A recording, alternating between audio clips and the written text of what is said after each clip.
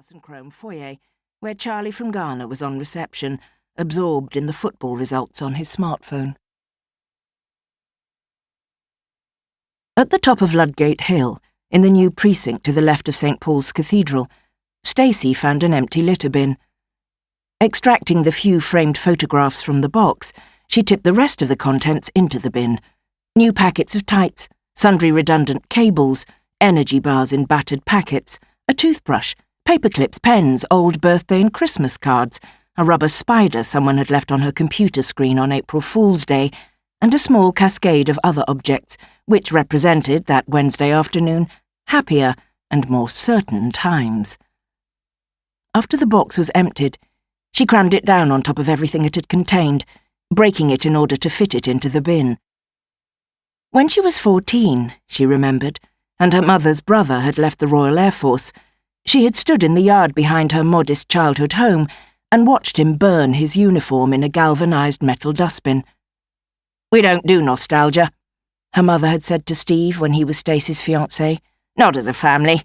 We don't do regrets. We don't look back." She'd smiled at him. "We can't afford to." Stacey put the photographs, Steve, the dog, Steve and the dog, her mother and the dog, in her bag and walked across to a coffee shop. She bought a regular cappuccino without chocolate on top and took it to a seat in St. Paul's churchyard. There was another woman at the far end of the bench, speaking into her phone in rapid Arabic. Stacey set her coffee down and took her own phone out of her pocket. She had deliberately switched it to mute in order to avoid having to deal with the aftermath of the afternoon's drama. Sure enough, there were 5 missed calls and a flurry of texts from her now ex-colleagues. She wouldn't, she decided, even look at Twitter. Instead, she sent Steve a brief laconic text to let him know that the meeting was over. "I'm out. Tell you later," and then scrolled to her favourites section. She stared at the list. Steve, Mum, Beth, Melissa, and Gabby. All of them but Mum knew that she was seeing Jeff Dodds today. Mum didn't know, because Mum was the reason the interview was necessary. Mum would be furious, livid was her usual word, that Stacey had asked for the unheard of, had asked for flexible hours, had asked for a specific non-linear period of working, had asked, in short, for a form of employment that contravened the accepted model of the white male competitive system. "It's an outdated model," Stacey had said boldly to Jeff Dodds. "It doesn't work." He had been smiling at her, and his smile didn't waver. "I can't agree, Stacey. I see what you'd like to be the case, but I'm afraid you're whistling in the wind. I have an excellent track record." "You do indeed." "I've brought more investments to this team than anyone." "I wouldn't dispute that," Jeff said, "for a single minute." "And I'll go on doing it. I'll look after all the companies we've bought. They won't even know I'm not at my office desk all the time. Nothing will suffer work-wise. I just need to stagger my hours, work from home more, now that my mother will be there. I bought 5 businesses with the team last year. As you know, none of those businesses will suffer.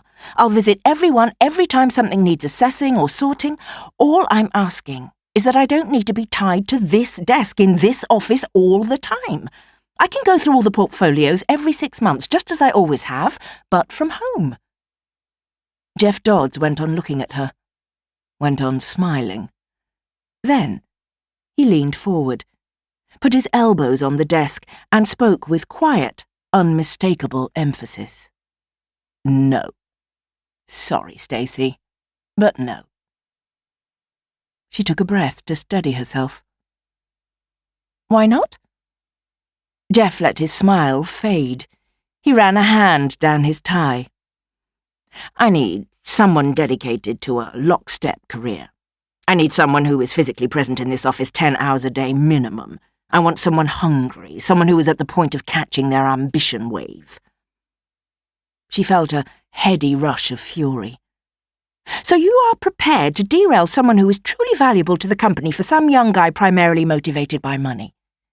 Jeff leaned back again and put the tips of his fingers together. "Well, I wouldn't put it like that. So the answer's yes."